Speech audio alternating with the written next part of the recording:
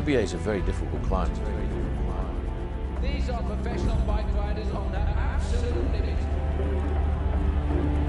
One side, you're climbing for about 30 kilometers. It's a long, long climb. The hardest thing about the Galibier is actually the altitude, because by the time you get to the top, you're looking at 2,600 meters in altitude. It's a long, long grind. 2,600 meters in altitude. There's no respite now. This year very special because it's the 100th anniversary, and the Galibier is going to be used on 2 occasions. The favourites are ripping into the Galibier. The Galibier is definitely not one of my favourites, probably one of the hardest ones in the tour. There is no one holding anything back. The Col de Galibier is just a monster. It's a climb that just goes on and on and on. You look up at from the valley and you just see the road disappear into the clouds. Is this the day?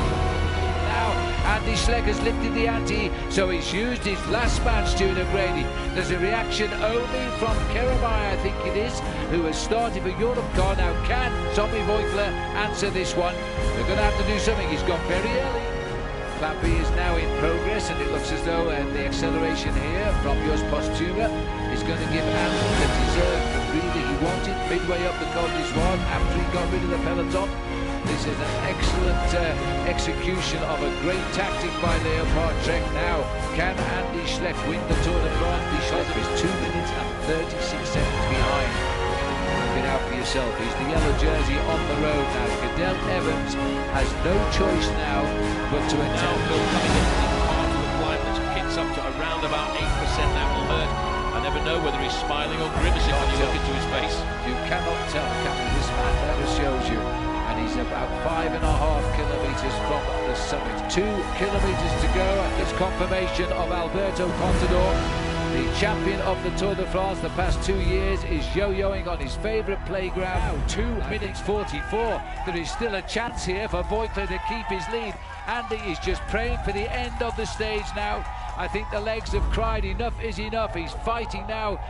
Yes, he's getting time gains, but is absolutely 2:36, and Voigtler keeps yellow, and it is tumbling down. The legs are folding beneath his body here as he comes up to the line. He will win the stage, and that he thoroughly deserves, and he might win the Tour de France. Tommy Voigtler going to be in yellow for the 10th day, and he gets it. The clock starts now. Cadel Evans again turns. He needs every second he can get to try and stay in this race, because the time trial will favour Cadel Evans. Tension is building up in the street, though, I can tell you now, because Cadel Evans is going into the start house. There he is, the concentration. He has spoken with the utmost confidence for 3 weeks. He has twice finished second in the Tour de France, so too has Andy Schleck. One of them will 3 times finish second in the Tour de France by the end of this day. The other one will get his first victory. 2 great cyclists who've gone head-to-head for 21 days. It's come down to 42.5 kilometres. He's twice finished second.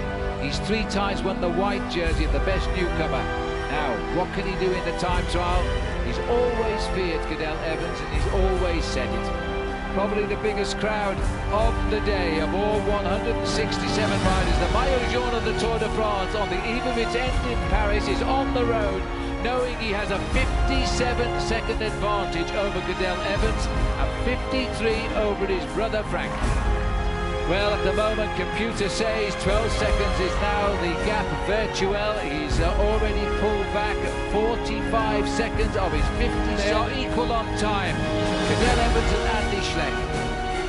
Well, they're turning it over now. They're giving it to the 1 second advantage to Cadel Evans over Andy Schleck. Now, this is going to be a huge battle all the way down on the running towards He the comes finish. swinging into the home straight, and as he lines up for that home straight finish now, this is the winning ride of the Tour de France. Bet your boots on it, as Cadel Evans of Australia makes history today. Look at the crowd, and there's thousands of Australians here, let me remind you, as he grits his teeth and pulls for Australia. Cadel Evans cannot be beaten now. He is over a minute to the good. He has absolutely slaughtered his opposition in just